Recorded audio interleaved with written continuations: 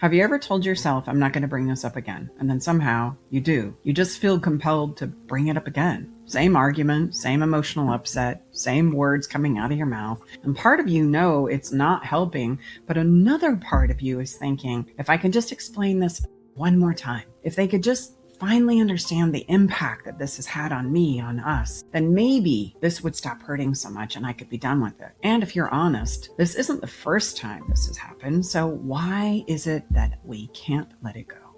And more importantly, why does it feel like every time you bring it up, things actually get worse, not better? Welcome to Love Shack Live. This podcast is for those of you who find yourselves at a relationship crossroads, facing daily conflict and growing emotional distance, and wondering if it's even possible to get back to that something that feels real, connected, and emotionally safe again. I'm Stacey Bartley, a relationship skills mentor, and I'm here with my co-host and lover Tom and our daughter Brooke. And today we are diving into a pattern we see often.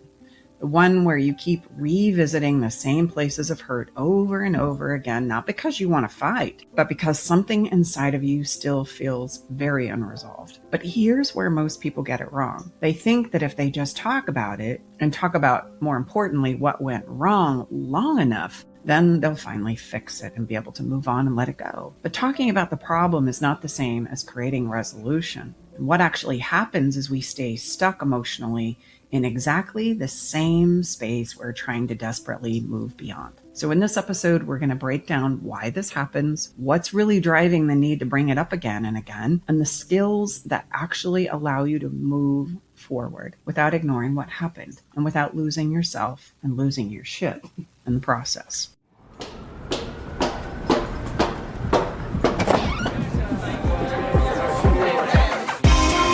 Hi, thank you for coming. Welcome to the Love Shack. So this is an important thing for us to really understand. We're not bringing it up because you're dramatic or too much. You're bringing it up because something still feels unresolved within us. And I think we can all kind of get in touch with that emotion because as human beings, we've all kind of lived there. And so this place where we're trying to rectify the emotional driver of it all, and I keep saying that, and I'm just going to say, if you want to understand what I'm talking about, go back and listen to a podcast where we specifically talk about the emotional driver because it's really important for us to understand that. But here's the thing. The past is going to consistently come up until we understand and, more importantly, know what to do differently as we move forward. And so this is, I want to just point out where healing happens. Yeah. It's not avoiding the emotion. It's not pretending that the emotion isn't there.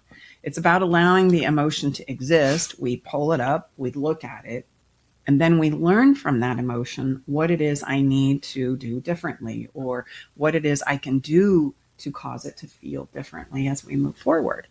And that's literally how healing falls from the sky. In therapies, we're going to talk about reframing, and we're going to look at it from different angles and different perceptions, and we're going to try and understand it as we are growing and evolving forward. And so I'm going to say it again to be redundant, but that is literally how healing happens, is I see and I understand it from a different place and space and time. I'm changing what it is I now do when that emotion comes up. And then I feel better about it. It doesn't freak me out. I understand what to do. I understand why it's coming up. I understand that it's a memory. I'm understanding that it's teaching me something or reminding me of something.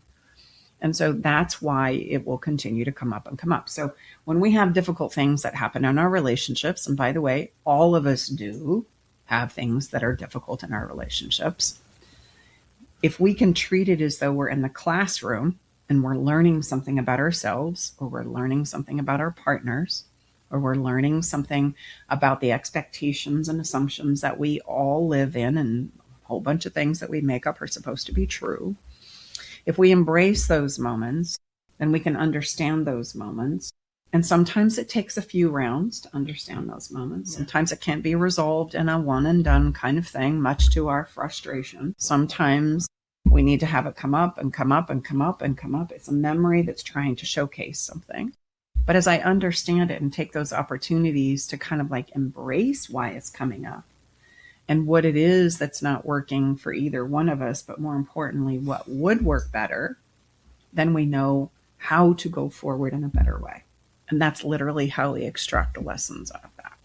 It's something that is going to come up often, and we think there's something wrong with that. So our intent here with this episode is to help us try to not stay in that loop, if you will, and we can move through this and understand why that's more helpful than just continuing to go around and around. We often hear we just seem to be talking about the same thing over and over and over again. And you are. And actually, this podcast that we're recording is a response to a video that we did on social media that got quite a lot of views over the past week. And it was why you keep bringing up the same argument and you can't stop bringing up the past in arguments. And then there was some, I think, confusion in the comments about how can I not bring up the past if it's still hurting. So this whole episode is kind of an answer to how to do that and why we do that and why it makes you anxious when we suggest that maybe there's a different way to go about it. So the common ideas are if I just explain it better, if they just finally understand why it is I'm feeling the way that I feel, if they really get how it impacted me, how it hurt me, how it disappoints me. And this part right here, we commonly have a difficult time sitting in. Yeah. We want to take responsibility for it. We want to fix it. We want to avoid it. I don't want to hear it again. And if it keeps coming up, here's the simple truth. If it keeps coming up and up and up and up, that means that we truly don't understand it. Yeah. And we truly don't know what it is we need in order to move through it. Yeah. So it's a sign of that, not that somebody's trying to be malicious or intentionally hold it over your head or punish you, use it as a weapon. It's that it's genuinely something that is unresolved for me.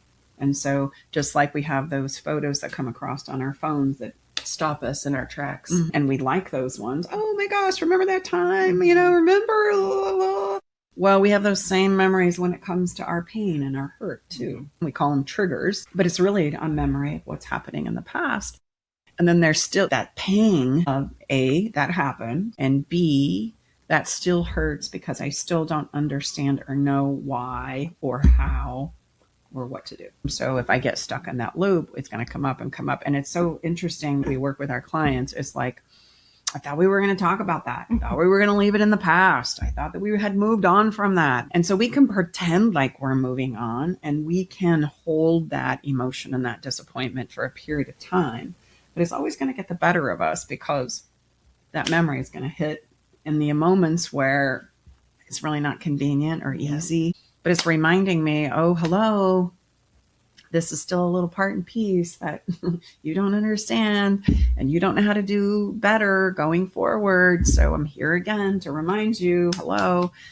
And so when we're trying to move on from the past, it can be kind of a mind bender because it's like we need to have so much ease around it. And that doesn't mean I'm accepting it. That doesn't mean it was okay. It doesn't mean I'm letting you off the hook. It just means, yeah, we can talk about that again. Because I maybe need to walk myself through it, not punish you with it, but I just need to walk myself through it again and remind myself that I know and understand things that maybe I forgot that I knew. And so kind of remind yourself that you're safe. And that you're safe. Yeah. So you're not trying to fight. You're trying to truly understand something that feels incomplete. And you don't keep bringing it up because you're stuck in the past. You keep bringing it up because you don't know how to move forward with it. You don't know how to do better. And until we know that part and piece, we'll continue to do what it is we know. Yeah. So the big misconception is we just talk about it enough, it'll finally resolve itself. And yet that's what destroys our relationships, interestingly enough.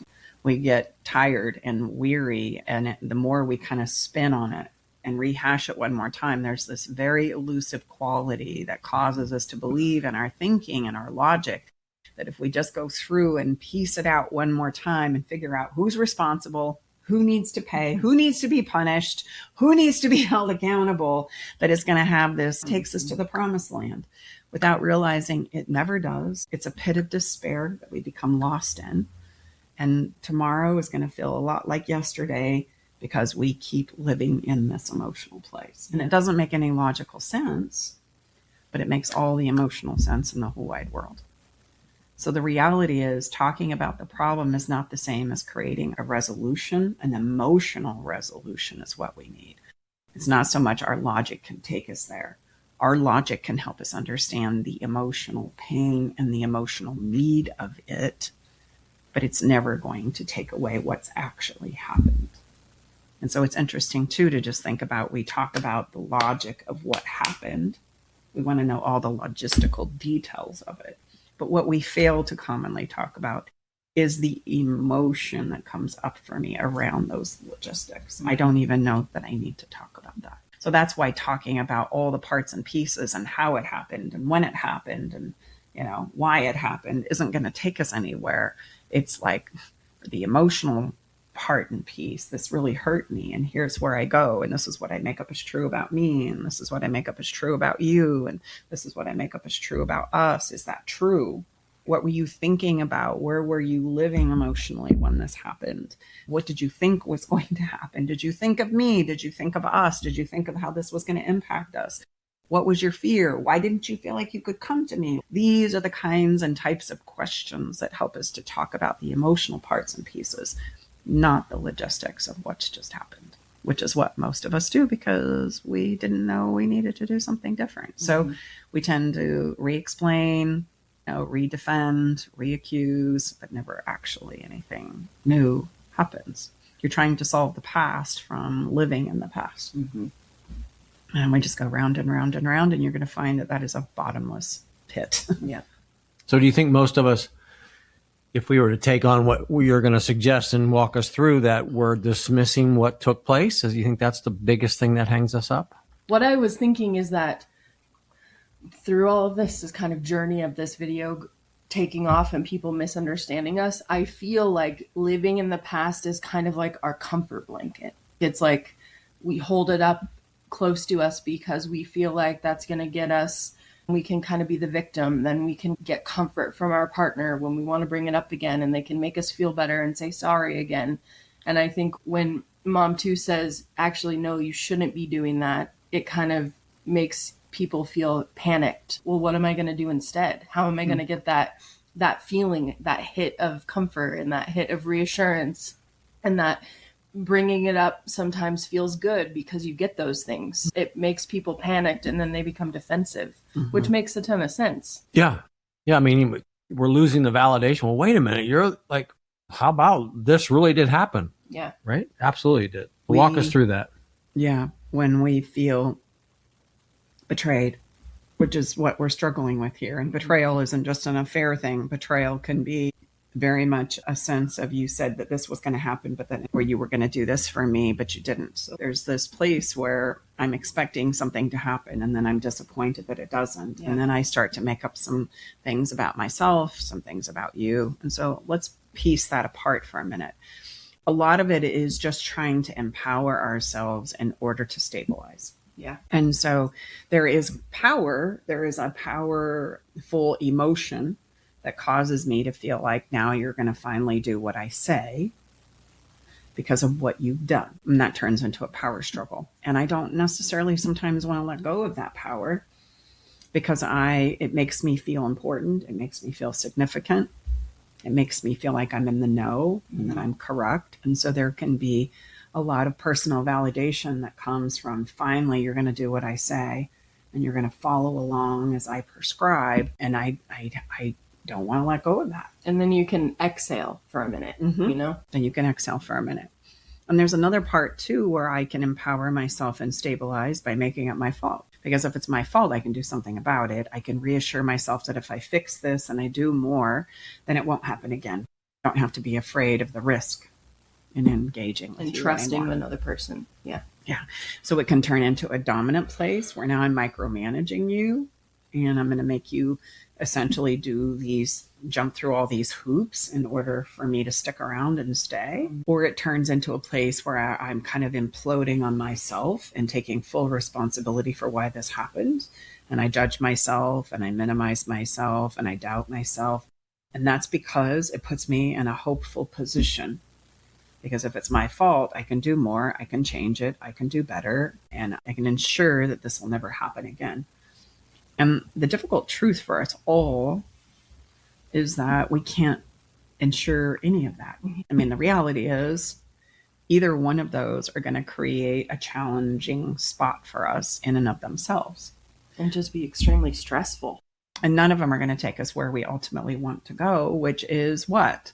That sweet spot of intimacy, of connection, of love, of support, of us having this very difficult challenge that we've lived through as a couple create a bond for us instead of this major rupture that we can't seem to get through. If I'm in a place of dominance and I'm tracking and I'm micromanaging and they're playing along, they're not going to play along forever. Mm-hmm. The person that you are in a relationship with is going to grow weary of that, and they're likely to do whatever it is you're trying to prevent from happening again in their own acting out, because they're going to recognize and realize, I can't live under this pressure or this thumb myself. And it is going to prevent them from being able to open up and be vulnerable to create that intimate sweet spot that you're looking for. And if I implode on myself, even though we're doing better and they're doing better and we're moving things along, I'm going to have a difficult time of allowing this new place of how they're showing up. I'm going to have a difficult time allowing in. It's a supportive place for me because I'm just sure that I'm not enough and I was stupid and silly. And if I buy into this idea of allowing them in and opening up and being vulnerable again, then I'm going to get hurt again. Mm-hmm. And I'm trying to rectify that risk. And that place of risk is something that we need to learn how to navigate through if we want that sweet spot. And I'm not saying it's easy, far from it. I'm saying it's knowing how to do a lot of emotional push-ups when I'm scared. And that's why we've got to get ourselves to a place where we can have a conversation about the thing that hurt. We can talk about it as many times as we all need to. It doesn't mean that it's a weapon. It means that there's something that I need to do another pass to understand and learn for myself. And if we can hold it in that place, then we have a tendency to not get as defensive. It's not about somebody pleading, I'm sorry. How are you going to let this go? It's more about, gosh, I'm really struggling with this. Could you help me here? Not to minimize it. I have another headache. I need a chocolate donut, a cup of coffee, and a big hug, and a quiet room, and a warm shower, and we can move through it. It doesn't mean it's happening again. It means that in real time, we can resource what we need, support each other, and move through it so that we don't move in it again and again and again and again. It's the challenging, sometimes elusive part and piece that we just can't quite wrap our heads around. I want to just ask this question too. When we have somebody on the hook, okay, they've done something and now it's egregious and I can really get them to say I'm sorry and profess their love and do all these things that they were never willing to do because they really want to keep it together, and they're starting to understand how they acted out and they're trying to make amends. Like I've already said, that's kind of a powerful position, but what do we get out of that? Control. Yes. And how are we going to keep them on the hook for how long? Control. That's for all you how have. long? Forever. In that model, you are setting it up so that you are going to make them follow those controlling things forever. Mm-hmm. And that's not sustainable or really how relationships, healthy ones, thrive. Well, someone's always in the power position. Yeah. Well, and if we were to flip the roles, could you yourself live in that power position and sustain for the rest of your relationship life? I mean, you have to think about these things. They go on decades. They're not a weekly, monthly kind of deal that you can just opt in and out of. You don't say, okay, I'm going to control you for this week and the next week you'll have off. That's not how it works. Exactly. And to be fair, we're joking. We're not making fun of you for using that as how you get through these situations, because that's how it's been set up for hundreds of years. That's how we've dealt with, and that's how your family tells you to deal with it. Well, you need to check their phone and make sure that they're not ever going to do this again. We all get in on it and we all say, yeah, do that. That's going to make them pay. But it's bad. Well, it's never going to take us where we ultimately want to go. Yeah. And in fact, the more you focus on what went wrong, the more we recreate that exact moment emotionally again and again and again and again. Yeah. And that's the tragic part. That's the part that I've lived personally. We've all lived personally. Yeah. You're just re-injuring yourself over and over again. And there's this place where we can create our own internal suffering because of how we continuously hold it. And to be fair, I know and appreciate that this is a very different paradigm to try and wrap your head around. because commonly, historically, this is not how we handle the past. And that's why so often when challenging things happen, couples fall apart and or they just pretend everything is fine and never address the issues. And I have to say, we can do better than that. We don't have to live like that in a pain of internal strife and struggling as we take it out on each other and then call the number of years that we're together the success. We can do better than that. Well, as a child of divorce and an affair happened before the divorce, I can tell you my dad and mom, Stacy is my stepmom, but my dad and mom did ignore it and pretended like everything was fine. And there was a moment where we took a family vacation pretty soon after my mom had an affair, after that happened. And I remember sitting in the hotel room and we were all pretending everything was fine. And I yelled out, I was like, are we ever going to talk about this? Yeah. So I just want you to know that your kids, like, sure, you think that pretending everything is fine is doing something good for your kids. But I was like 16 at the time. Your kids are going to think it's weird that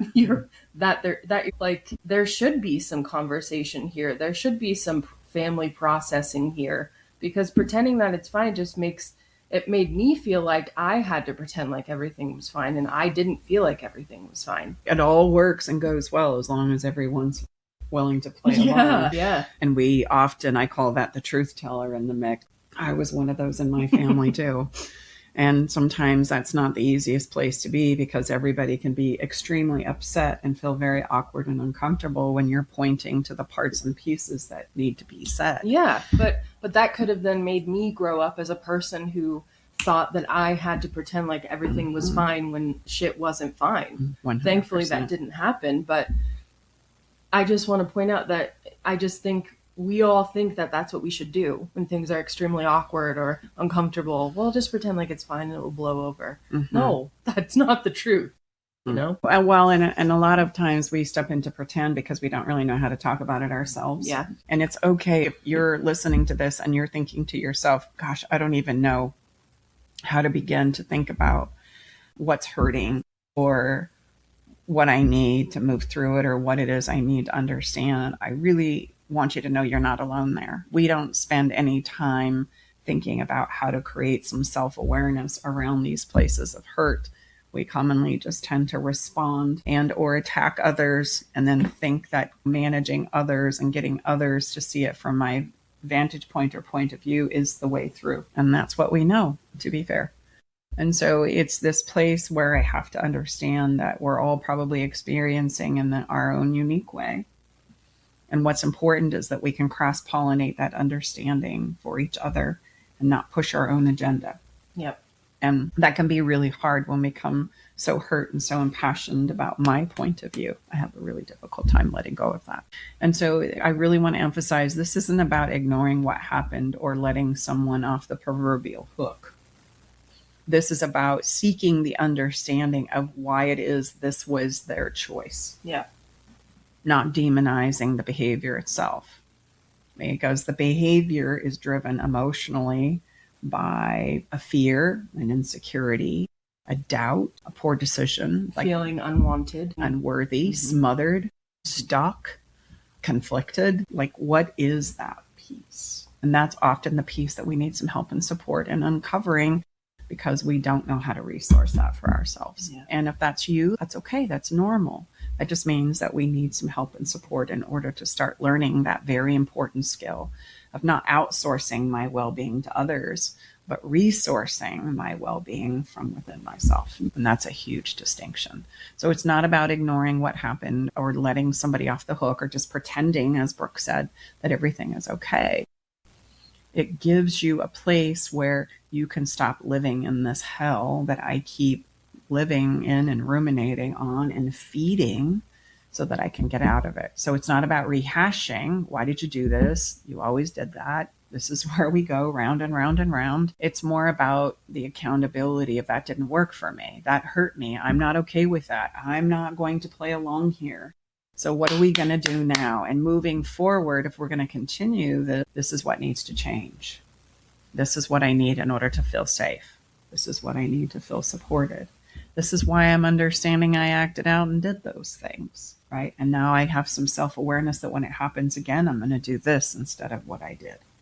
If we don't find those pieces, right? If I don't have the part of what to do instead of this when that uncomfortable emotion hits, then I'm going to continue to do what it is I know, even though I know it doesn't work and it's not okay, because I can't understand it enough to pull out the piece that helps me understand what to do instead of this, what I know doesn't work. And until I have both parts, I'm going to do what it is I know to do, even though I know it's a non-working strategy. So that is the most important part and piece. I can't emphasize that. When we talk about where we want to go or what it is I need in order to move through this, if I don't have that part, guess what's going to happen? We're going to keep living in the past. We're not going to be able to move on from it. Don't you think that's exactly what most couples experience? Like they never get to the other side of it, and then that's why their relationship ends. Falls apart. Yeah. That's why they end from running out of emotional gas from the resentment, the frustration, the irritation, the insecurity, the self-doubt, the power and control, the manipulation. They finally just go, excuse my French, fuck it. I can't do this anymore because I'm not making it. I've tried all my best stuff. I've tried all the things I know. I've pleaded, I've begged, I've professed, I've prayed. My knees are bloody. I got to be done with this. I don't know what else to do, so I'm going to let go. And it really is here to teach us some things about ourselves and each other. And when we can extract that very important information, which most of us don't know how to do, and that's okay, that next piece will consistently elude us. Yeah. And the irony, as we all know, is I'm likely to go down the road and recreate this emotional experience for myself, not because I'm stupid or not capable or broken, but because I don't know how to get through the emotional difficulty and disappointment to resource something that will take me to a better place. Yeah, I think that's interesting to point out because it's not even necessarily that you find a similar person, because that's a trope that a lot of people love to say. It's like you keep finding the same person. It's not really that. It's that you have a set of skills that you use inside of relationships. So no matter what the difficult situation is, you're going to respond the same way because that's how you do. And then the same situation is going to happen. It's really nothing to do with your partner, because it's not, sure, maybe they hurt you in a similar situation, but it's not that. It's really how you are dealing with it, and then your partner is responding, but that's how it gets created over and over again. Yes, it's because of the emotional experience that I'm having and how I navigate myself through those things. Yeah. I never thought of it that way before. Yeah. So that emotion is going to travel with me wherever I go. And every time that emotion comes up, if it's an awkward, unwanted place that I don't know where to go, I'm going to go, God damn it, here I am again. Well, you are.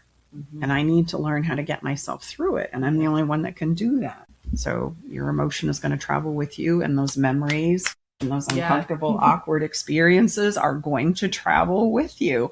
And it's amazing how other people can bring them up in us. I would love for you to share this, because I think it highlights elegantly what it is we're talking about here. When you had shared that a woman in the comments, as I was looking at Dad, said, oh, is he controlling you? We had another video that got a lot of comments on it, and Mom too always loves to look over at Dad when she's recording a video. Even if he doesn't talk the whole time, she looks over at him because she's interacting with him and she's looking to see if maybe he has something to add. Well, a woman commented and said, I wish you would stop looking over at your partner so much. Are you waiting to see if he approves of what you say? Is he controlling you? And I responded to her, no, he's not controlling me. I simply just like to engage with him.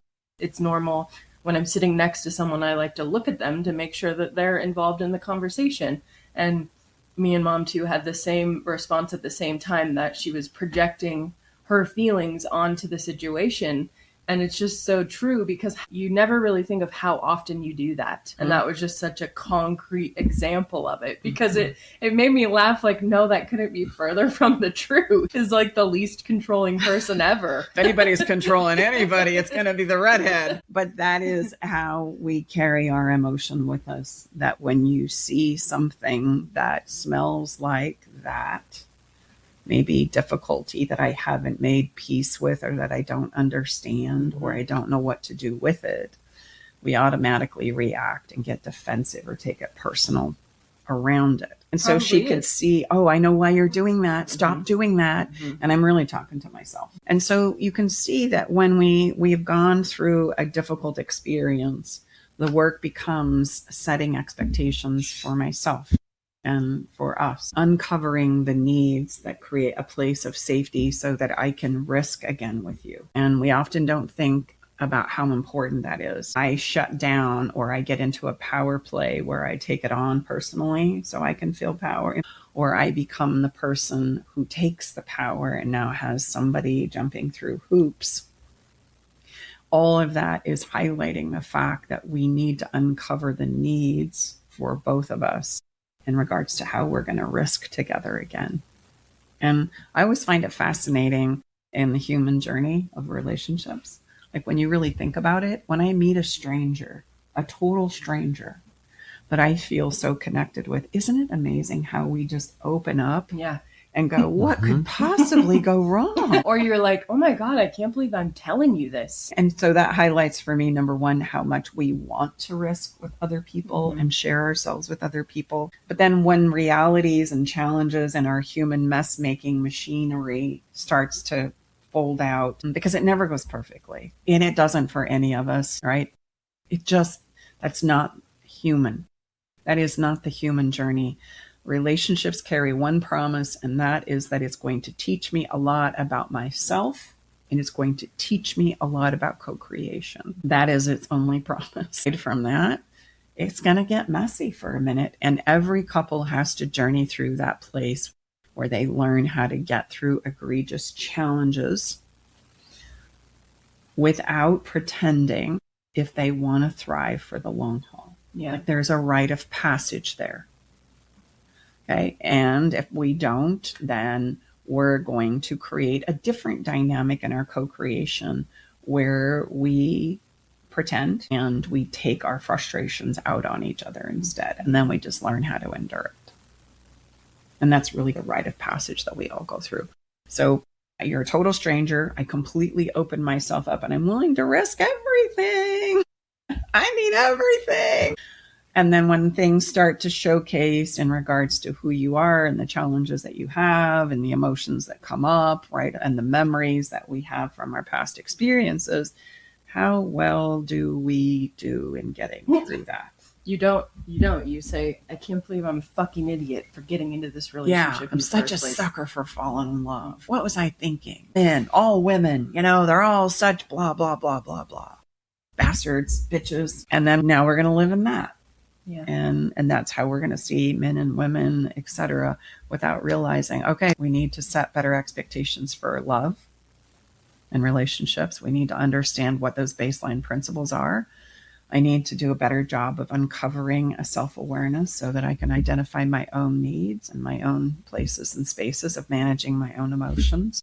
And I need to create new agreements over and over and over again that help us risk together again. And that's how we can go through a very difficult thing and come out on the other side better for it, as humans collectively, but as people individually as well.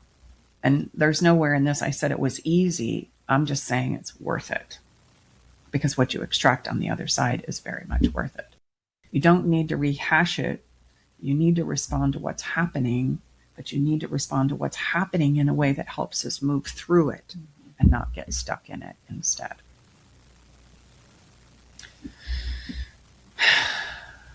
We kind of touched on this. Okay. There's a couple of things that as we wrap up this conversation, I want to invite the two of you to think about anything that maybe we haven't said. I think there's some core things here that as we wrap it up, I just want to make sure are translating. And that is hurt repeats when it hasn't been emotionally understood and digested down. That's what we call that. The goal is not to suppress it. The goal is to understand it and gain the ability to resource what it is I need to feel safe to risk again. And if we can do those things, then we can navigate through very difficult things. The beauty of being able to stand witness to the human journey is sincerely, I know without a shadow of a doubt that if you have two human beings who are willing to step into the difficulty without demonizing themselves or demonizing their partners, anything can be healed, anything. And we have helped people walk through some of those very challenging places. And so we have the resiliency to do it. Very often what's missing, and this is why we're so passionate about the skills, is the skills and the understanding and, shall we say, the driving principles to make that journey. Yeah, I know oftentimes people get on the phone with me and they'll say, explain their situation. It's very difficult. Can I get through this? Can we get through this? And I say, well, I can't guarantee that, because I would be out of integrity because I can't predict human behavior. But I can share with you, we have had the honor to walk people through some very difficult situations, but it all depends on how willing we are to roll up our sleeves and realize what got us here is not going to get us out of this situation. So we have to skill up, and oftentimes have a skilled facilitator, which Stacy is, working with our private clients and in our small groups. That's all of us, to be able to look at things and understand them and ask questions and view them and work through them from a very different place than what got us into that situation. Yeah. We created this episode, I already said that, but because there was a lot of pushback in the comments where people were saying, well, how can I stop referencing the past? Doesn't that remove all accountability for my partner? And that was really the main hang up people were having over a variety of different ways that they phrased it. But it's just kind of a branch off of our do want, don't want framework, which is where we always stay stuck in what we don't want. That's the rehashing. That's talking about what happened. And someone even commented, well, how can I tell them what I want if what I want is just for them to never do this again? And that's trying to force a want by stating you don't want, which doesn't work, So I kind of blew her mind by rephrasing it into the do want. But it just is so funny that is so ingrained in us to focus on the negative, what we don't want, what has hurt us, what we never want to see our partner do again. But we literally can't even get our brain to guess what we would want. Oh, yeah. That is, as we all understand neurology, and it's an emerging field, and there's so much we don't understand about our brain. I just want to say that openly. But the parts that we do understand now about our brains is that they create pathways and grooves. And the more I do it, the more habitual it becomes. And one of the things that we are masters at because of our little survival brain is we can walk into any environment and in less than a 22-second experience go, that's a problem. You're a liar. Can't trust you. This feels uncomfortable. This isn't safe. There's a fight about to emerge. Like, we can do that. And we go immediately to the don't want so that we can survey if we're safe. And this is a place I want to hang out. And I check the vibe of the people participating for my own sense of well-being. And so we are masters at finding and picking out the don't want parts in any given conversation or any given person or environment. Mm-hmm. Our brains have done that and does, over and over and over and over and over again. I don't want this. I don't want this. I don't want this. I don't want this. What we're not good at is, well, okay, if you don't want any of this, what do you want? And we all go, and that's just because we don't direct our brains to go there. And so when we start inviting our brains to go there, it has no idea how to resource for that. Yeah. So it feels like this hard clunk, like, what are you asking me to do? But you know what?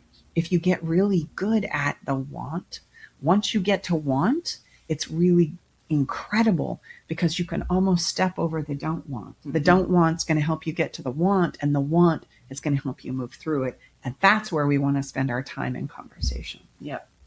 So here's some questions to help you start exploring this part of yourself that you probably never visit. What part of me is right now hurting? What's hurting? What's not working? And what is it I feel like would ease it now?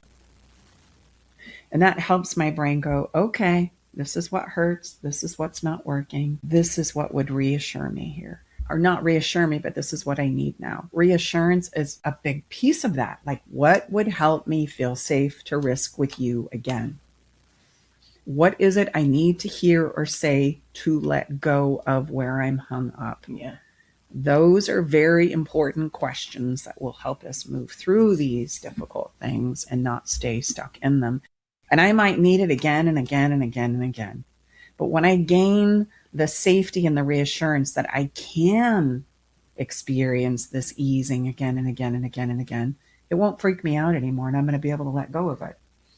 Just like when I learn a remedy for something physical that is challenging me, at first it freaks me out. I wonder if it's ever going to go away. It's going to be alleviated, if I'm going to be able to cope and deal with it. But when I learn some things about what's wrong and what happened, and then I learn some good ways to remedy it, it doesn't freak me out anymore. It can become a natural, normal part of me, what I understand about me and how to move through it when it shows up for me. I remember it. And we do that in all kinds of ways. Okay. So it's important that that's true for our emotional journeys as well. These questions are better that we ask them instead of react and attack and take it personal and get into a hook or a power play, because that we know, and if you don't know, let me say it, it destroys our relationships. And I just want to add a caveat to that. In the what does it need now, that's not a license to punish your partner. Mm-hmm. Like your remedy shouldn't necessarily be the thing that's going to hurt them or be hardest for them to do. It's genuinely what would help you feel better. Yeah. So let's just break this skill into steps. Number 1, acknowledge the impact of the hurt. What's coming up for me, what I'm noticing, what's hurting for me, right? How it really affected me is this. So I'm acknowledging the impact of the hurt. I'm not dismissing it or trying to minimize it in any way, shape, or form, but I'm being very specific and succinct in the impact and the hurt and what it is I'm experiencing around it. That's the don't want commonly. And then the do want is what I feel like I need right now is I get to call out or ask for the thing that would really help me with this so I can remedy it, I can ease it. And it could be anything, right?